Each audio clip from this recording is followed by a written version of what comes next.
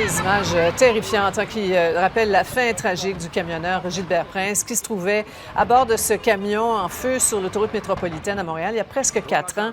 Et vous avez obtenu un rapport accablant visant la compagnie Bombardier dont le camion est à l'origine du carambolage. Oui, je me souviens très bien de cet incident malheureux, Sophie. Vous étiez d'ailleurs à la barre en émission spéciale. J'étais sur le terrain à ce moment-là, en plein après-midi au mois d'août 2016. Et je remarquais là, sur l'autoroute 40, là, en direction de l'accident, déjà ce panache de fumée. Et quand je suis arrivé, c'est là qu'on a constaté l'ampleur du dégât et surtout la tristesse, sachant qu'un père de 4 enfants, Gilbert Prince, camionneur, se trouvait dans ce camion qui a pris feu. Et c'est le camion citerne de Bombardier, il faut le rappeler, Sophie, qui s'était immobilisé sur l'autoroute 40 près de la tour de la FTQ.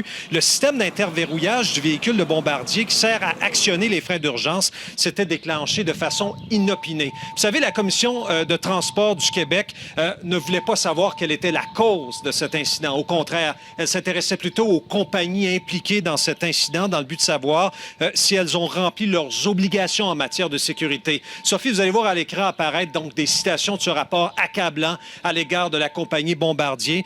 D'une part, on dit que la Commission des transports du Québec conclut que la gestion des obligations de Bombardier en matière de sécurité routière a fait l'objet de déficiences qui ont mis en péril la sécurité des usagers sur les chemins ouverts à la circulation publique. Et la Commission ajoute qu'elle va même modifier la cote de sécurité satisfaisant de Bombardier pour une cote inférieure, celle de conditionnelle. Donc, Bombardier, Sophie, qui devra se rapporter à la Commission des transports et devra remplir une série d'obligations. Je vous rappelle qu'il n'y a jamais eu d'accusation criminelle à la suite d'une enquête policière dans ce dossier.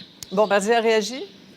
Oui, par voie de communiqué. Brièvement, je résume les propos de Bombardier qui prend soigneusement, évidemment, acte de toutes les recommandations de la Commission des transports du Québec et on collabore étroitement avec les autorités dans ce dossier. Et depuis l'accident, Bombardier souligne surtout que ce type de camion-là qui s'est arrêté de façon inopinée sur la voie la 40, Sophie, n'est plus en service. La santé et la sécurité est notre priorité, nous dit Bombardier. Et Bombardier réitère ses sympathies et ses condoléances, particulièrement à la famille de Gilbert Prince. Voilà pour ce suivi dans ce dossier, Sophie. Merci beaucoup, Yves.